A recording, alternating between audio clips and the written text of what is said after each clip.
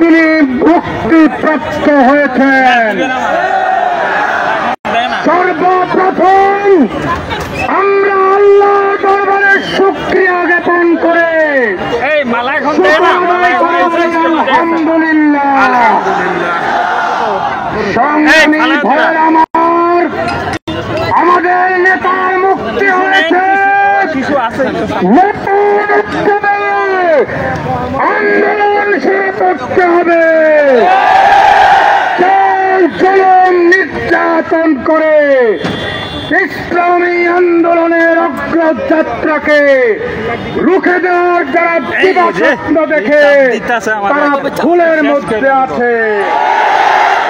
পরিষ্কার আহ্বান, আমাদের রাহবরের নেতৃত্বে যে আন্দোলন শুরু হয়েছে, এই আন্দোলনের মাধ্যমে বাংলার জমিন থেকে তাগুত উৎখাত হয়ে ইসলামী ইমারত প্রতিষ্ঠা হবে ইনশাআল্লাহ।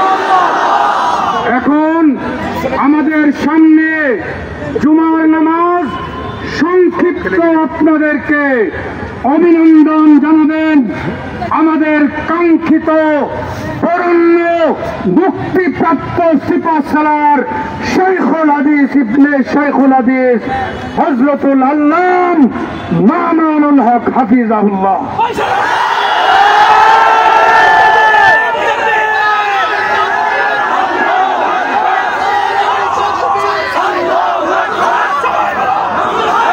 আসসালামু আলাইকুম ওয়া রাহমাতুল্লাহ।